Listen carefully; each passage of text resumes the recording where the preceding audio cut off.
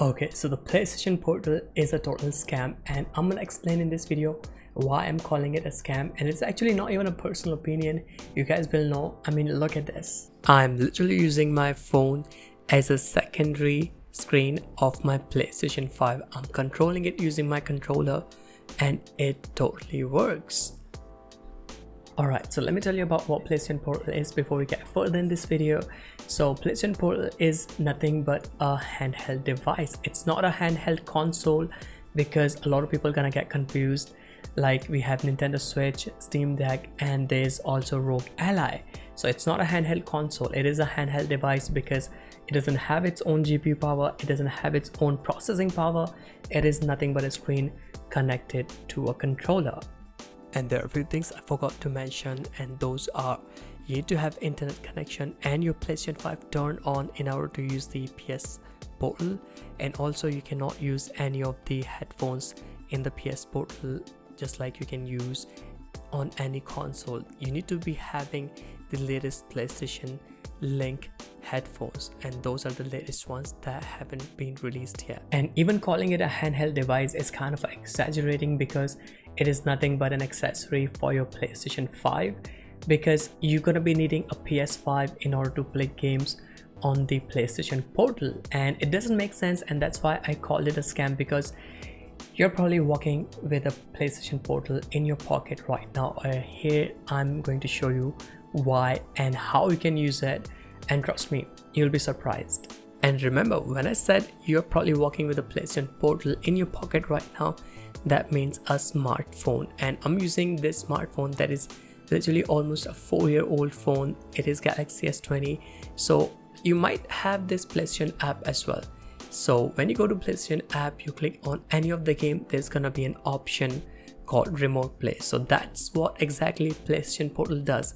It is a remote play device that is not your phone but a screen with a controller on it, like connected to it. So you can simply install the PS Plus remote play app, not the PS Plus remote play app, my bad, PS remote play app, and then it'll give you option to sign into your account, and then it'll give you option to connect your controller to the smartphone. And trust me, it is really simple. You turn on your Bluetooth, you put your controller into the pairing mode, and I'll also show you what I mean by pairing mode. So once you have your PlayStation 5 controller, you have to turn off the controller. So turn on the Bluetooth on your smartphone, and then turn off the controller if it's connected to the PS5, and then hold down the share button and power button or home button at the same time.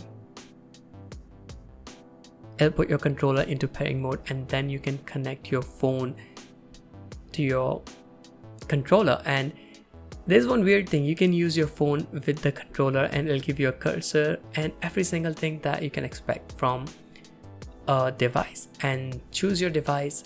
In my case, I'm using my PS5,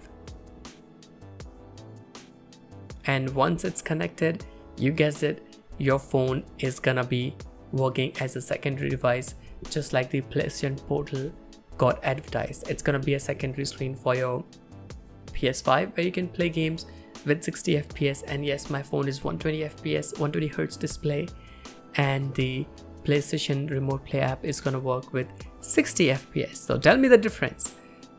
PlayStation Portal is 60 FPS 1080p display, and that is the LCD display, and my phone is 120 Hz display with OLED, but it's gonna work with 1440p I believe and 60 Hz. You see, my controller is connected, and if I try to use the controller, it is working flawlessly, and literally it works exactly like the PlayStation Portal.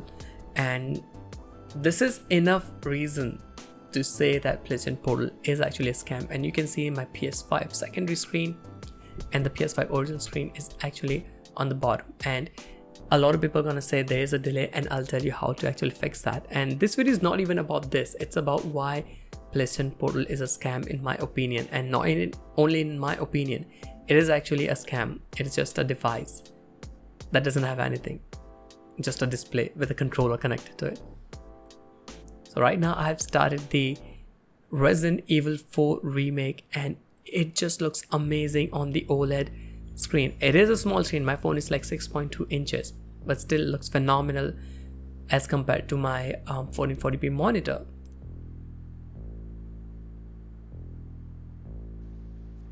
And you can see I'm controlling with my controller, and I know most of you guys know about this remote play thingy, and it is kind of concerning why Sony released such a device that people already have in their pocket, such as any smartphone device that supports the remote play. I mean, every phone that came out after 2015 still supports remote play. If you don't know that, you can simply go to Play Store or Apple Store and download it right now and test it by yourself. And yeah, there is a millisecond delay. A lot of people are gonna say that, and just watch this. So right now you see the delay, right? There's like few milliseconds delay. What if I say you can get rid of that delay? And this delay is nothing but the connectivity between your device, the smartphone, and the controller. It's not the remote play issue. And why I'm saying this is because look at this. If I pick up my phone and use the control dial on the screen right now on the touch display of my phone, it is literally as same as the controller you're using on the PS5. Literally, there's no delay whatsoever. I mean, look at the screen on the bottom. There's like almost no delay, just like the PlayStation 5.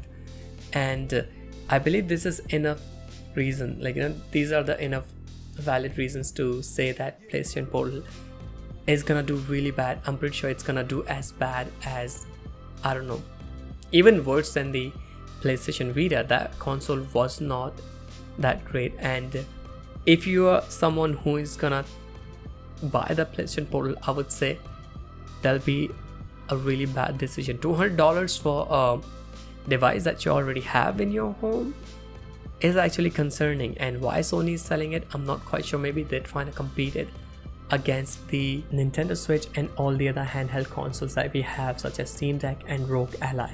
And mainly the Nintendo Switch, because it is a gaming console that's gonna compete with any other handheld consoles. And trust me, PlayStation Portal doesn't even come close to the Nintendo Switch, because Nintendo Switch is a phenomenal console. It has the OLED, the newer version have OLED, and it can run so many games.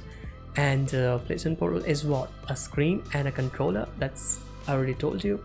And it'll be a really bad decision if someone go ahead and buy a $200 device that you probably have in your home. Again, a phone can do the same thing as the PlayStation Portal, and that is kind of an insane thing. Why would Sony do that? And I'm pretty sure it's gonna do really bad on sales, because PS Vita was a disaster, and PlayStation Portal is also gonna be a disaster, because a $200 for an accessory is an insane amount of money. And again, you're gonna be needing a PS5 in order to play games on the PlayStation Portal, so don't get confused. I know a lot of people are gonna say that, a lot of people are gonna think actually that it's a handheld console that can play PS5 games. No, it is not true. You're gonna be needing a PS5 in order to play games on it, and PS5 is like 120 Hz. You can only play games on 60 Hz on that PS Portal, PlayStation Portal, whatever you call it. So that's it for today's video. I hope you guys enjoyed it, and let me know in the comment down below what you guys think about the PlayStation Portal. Is it really worth the buying? Is it really worth your hard-earned $200? As an average consumer, I don't make much money.